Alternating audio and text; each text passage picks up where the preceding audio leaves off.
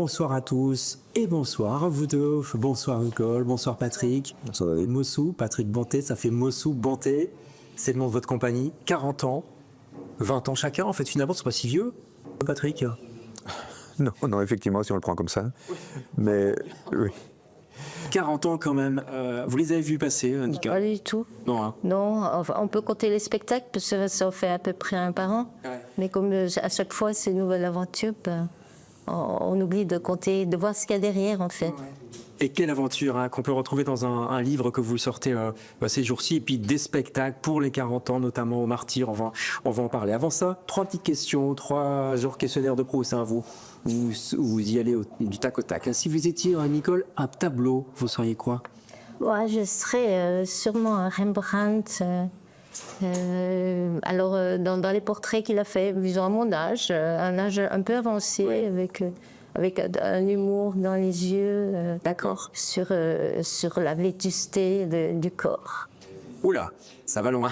Si vous étiez un tableau, je crois savoir ce que vous allez sortir. Pas forcément un Cranach. Non, je crois plutôt un peintre maniériste ou alors un peintre contemporain, mais plutôt figuratif. J'aime beaucoup quand le figuratif se prend des allures un peu abstraites ou ouvre sur d'autres horizons que le portrait, par exemple. Si vous étiez une musique... Ah ben Satie, quoi. Ah oui. N'importe quoi, Fistou de Satie. D'accord. Oui, là. Je crois entre Satie, Schnittke et Shostakovich. Difficile à... D'accord. Donc on est un peu dans le Oui, contemporain. oui.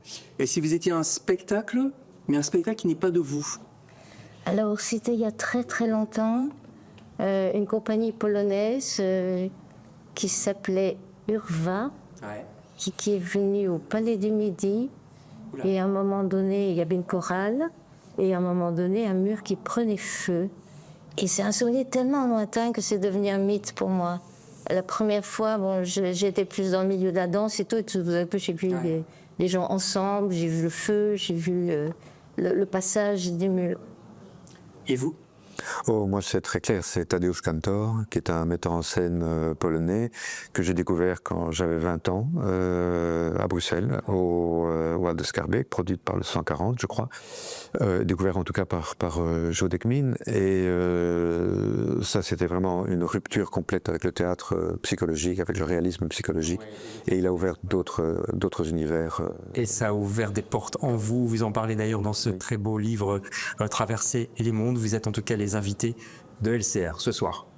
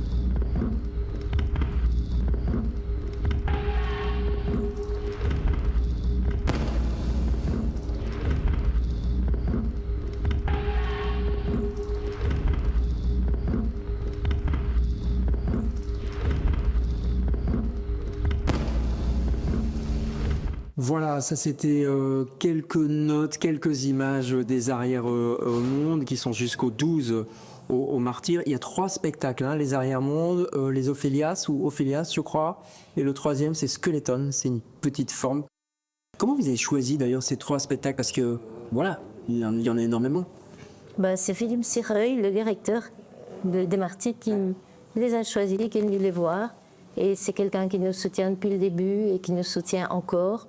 Alors on est très heureuse d'être dans une maison qui est plus dédiée au théâtre, théâtre de texte. Mais ça vous change un peu, hein? Oui, mais il comprend bien l'entre-deux dans lequel on est. Ouais, on va parler du texte, parce que vous venez du texte que vous avez quitté, mais il y a très longtemps. Hein. Oui. parce qu'il faut encore en parler d'ailleurs.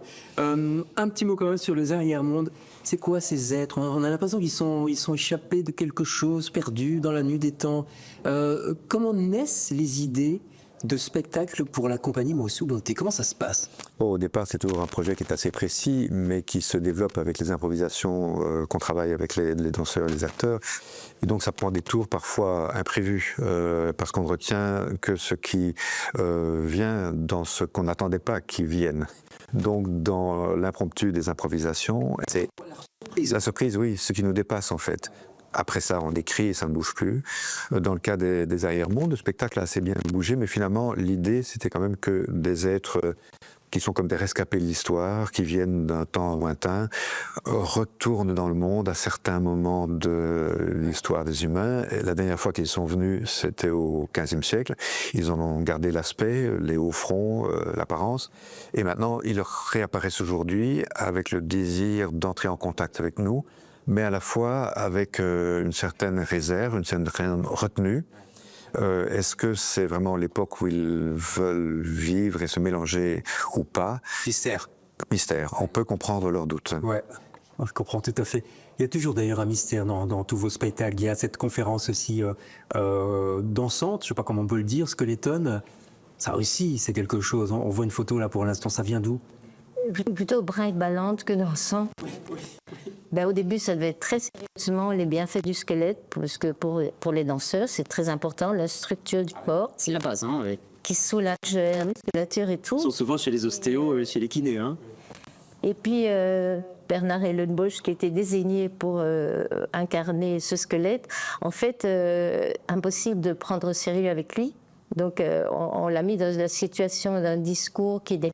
Et je pense qu'en fait, plutôt que de parler de la légèreté, l'efficacité du squelette, on questionne notre bipédie, parce qu'on a bien fait de monter sur nos deux pieds, nous redresser pour cette tête bien faite, mal faite, en tout cas pour grosse, et qui produit beaucoup de malheur quand même. On a bien fait ou pas? De se dresser. De se dresser? Oui, sans doute, quand même. L'esprit nous a relativement élevés, enfin, a créé un état de culture qui nous éloigne quand même des phénomènes de nature qui sont plutôt sur la pulsion. Et malheureusement, aujourd'hui, je crois que c'est cette pulsion qui reprend vie dans tout ce dans les temps chaotiques que nous vivons et menaçants aussi. Restons dressés, comme on dit. On va voir un extrait de Ophélias. C'est le troisième spectacle qu'on peut voir en ce moment au Martyr. Hein, c'est pas de trilogie, enfin trois spectacles de votre compagnie. Ophélias, la fameuse fiancée, la malheureuse fiancée d'Hamlet. Et puis on en parle juste après. Regardez.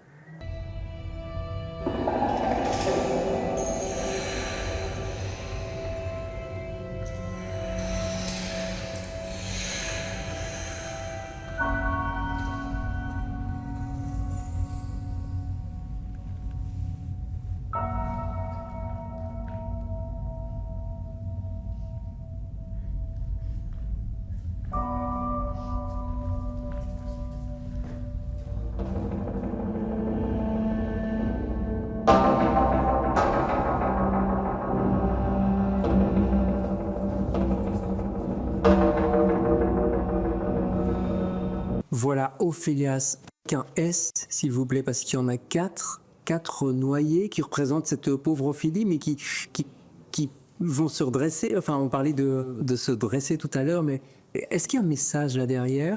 J'ai l'impression, un message peut-être féministe aussi. Et est-ce que la compagnie Mossou Bonté, c'est une compagnie, j'ai dit engagée? Mais il n'y a jamais un message directement. On est plus dans un cadre de suggestion, un théâtre d'émotion aussi.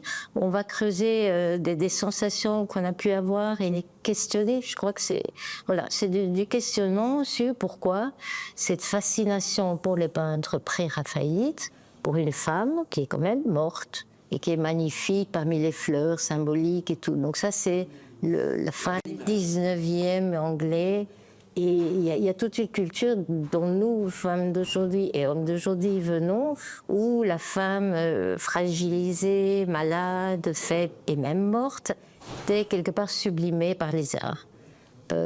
Ophélie, c'est quand même la fiancée de Hamlet, donc on ne connaît pas la cause de la mort. Non, c'est vrai. Il y a une forme de Est-ce qu'il s'est féminicide. suicidé ou pas? Et on peut se raccrocher à ce dont on parle tellement aujourd'hui. Et en même temps, on n'est pas là avec un message. Ces 4 femmes sont des incarnations différentes. Il y a une Méduse, il y a Miela qui vient d'un film de Christian Petzold. Enfin, je ne veux pas aller trop dans le trop d'arrêt. Il y a l'inconnu de la scène. Il y a 4 personnalités qui questionnent l'image d'Ophélie. Ouais. Le mot image revient souvent chez vous, même vous venez de le dire d'ailleurs, c'est du théâtre d'image. Quelque part, on est là parce que c'est ça qui est fort. Quand on parlait des pré-raphaélites, on peut parler de Cranach aussi, ça c'est un autre de vos spectacles. C'est d'abord de l'image. Oui, je crois que tout ce qui est de l'ordre de l'intention théâtrale ou du travail sur le mouvement, finalement, concourt essentiellement à créer une image scénique, porteuse de sens, mais qui ne prétend pas détenir une vérité, mais qui est nourrie dont les tensions sont nourries par les contradictions qui l'habitent.